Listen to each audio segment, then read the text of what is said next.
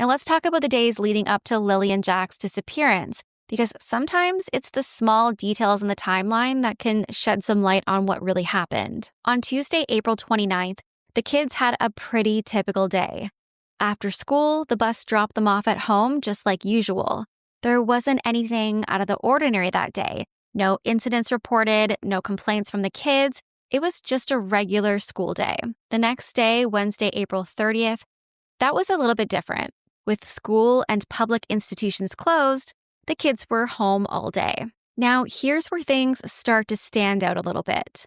According to Daniel, the stepdad, neither Lily nor Jack went to school on Thursday or Friday before they disappeared. Apparently, Lily had a cough, so both of the kids stayed home. Again, nothing seems particularly strange about that. Lots of kids get colds at this time of year.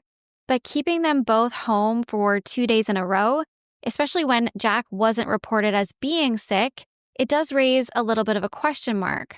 It's not something that I would typically do, but that doesn't necessarily mean anything nefarious. Then, of course, we get to Friday, May 2nd, the day the two kids disappeared.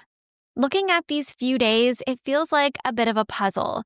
There's a gap where they were home for several days in a row, Wednesday because of the holiday, and then Thursday and Friday because of Lily's cough. The family says that they kept the kids home as a precaution, but some people are questioning whether something else might have been going on. I'm not going to speculate on that, but I wanted to make sure that we laid out the timeline. Now, let's talk about that Friday morning when Lily and Jack vanished. This is where the story gets to be a little bit tangled, and honestly, it's left a lot of people scratching their heads. According to Daniel, the stepdad, it was a pretty typical morning.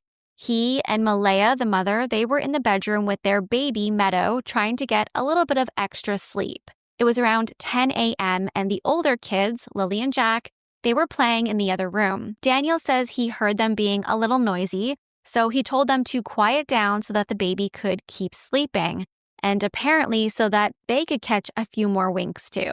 Now, here's where it gets tricky. At some point, Daniel says he noticed that it had gotten a bit too quiet. Any parent knows that uneasy feeling when the noise suddenly stops. He decided to check on them, and that's when he realized that they were gone.